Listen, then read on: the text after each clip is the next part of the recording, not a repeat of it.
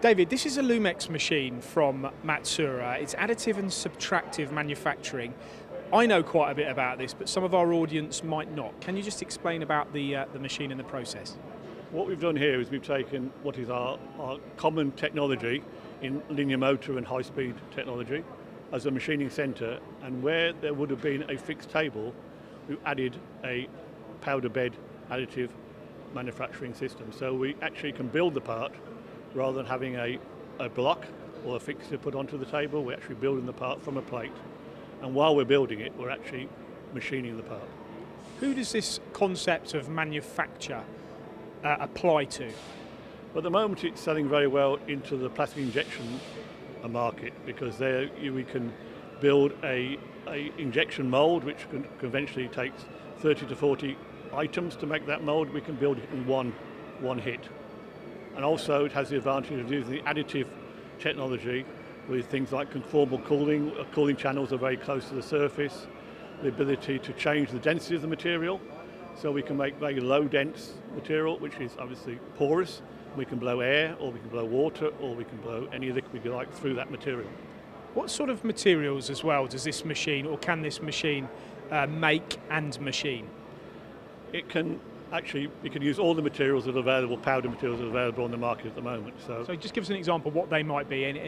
Metals, plastics, resins? It's metal only, so we're using stainless steel, maridine steel, obviously we're using titanium, Inco 718, aluminium, cobalt steel, so all powder material that's available on the market, steel-wise or metal, we can use on this machine.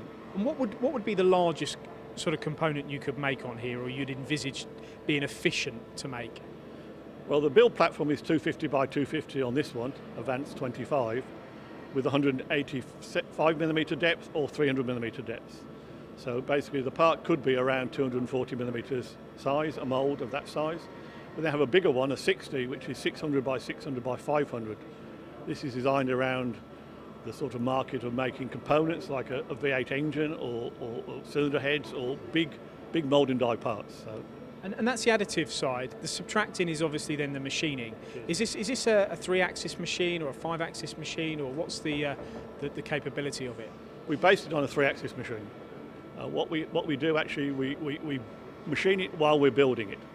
So we lay down, say, 10 layers of 50 microns, so we have a 0.5 depth of part, and we machine that area. Then we build another 10 layers, and we machine another, in this case, 0.5 millimetre. So as the part is built, we're actually machining to a finished size. Some might argue that sounds like quite an arduous, lengthy process. Is it? Well, it's a one hit, so it is. We're only leaving 0.1 stock on the outside of the additive built part. So we're initially taking 70 microns off to leave a finished pass, and then we're taking a final 30 microns off. So although you could possibly make the part more conventionally after it's been done, the beauty of this machine is you can do areas that you couldn't get to once the part has been built. That's what strikes me as the major benefit and point here. What about the making of the part, the accuracy, so the overall tolerances that you could achieve when you are doing additive? Obviously we're using a machining, so we've got the same accuracy we've got in our linear motor machine, so we're talking about 2 microns positional accuracy. And obviously the part, and also while we're building it, we're actually recompensating for the laser. So as we build the part, we put a cross onto a piece of paper, and when we check the position against the machining center position, and if the laser is starting to move off, we then recalibrate the laser. So the part is being built very accurately, around 0.1 millimetre bigger than the final part you want to have. And then the machining part again, what about a tool changer? How many tools can the machine have? How does that work? We've got 20 tools on our machines. We're not using big tools, so probably the biggest tool we're using is 4 millimetres, so we're only ever taking 0.1 millimetre stock off. And we go down to 0.5 millimetre currently. Are you using like an HSK back end? Or? We've got, it's more like a BT20 size, so we're running at 45,000 RPM. We've got what we call HT taper, which is a short version of a 20 series taper. And then finally the control. Is it very easy to program something like this, the whole part from start to finish, the adding and the subtracting? We have our own, surprisingly enough, cam system called Lumix Cam.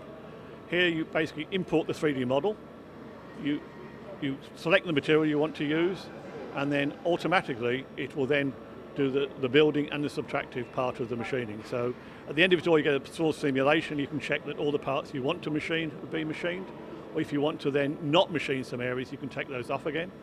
So the decision is you what you do, but it's very, very quick. Once you've got the 3D model, basically back to selecting material, pushing the button, and you get a program. It kind of strikes me that in days gone by, designers used to design parts around how they could make them. Now you're looking at designing it, well, the shackles are off, aren't they? They are, yes, really. More and more people are looking at additive. Obviously, more and more designers are understanding the advantage of additive. So more and more designs will come out using all those features of additive machining. So at the end of the day, somewhere around the line, you're going to get a part that's going to have some additive only requirement in it, I think, and that's where we hope this machine is going to sell more and more. And it has been. You have been developing this since the late 90s, I believe. So you're right at the front of the technology path. We have, yes. In 1998 is when we first developed it as a simple rapid prototyping machine.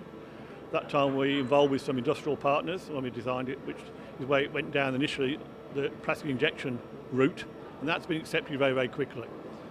Obviously from there now we're looking at component manufacturer, and around 2010 this machine was available in Japan, and we've actually introduced it last year into Europe, and it's been very, very, very well taken up. Yeah, it's very, very innovating and interesting. Thank you, David. Thank you, Paul.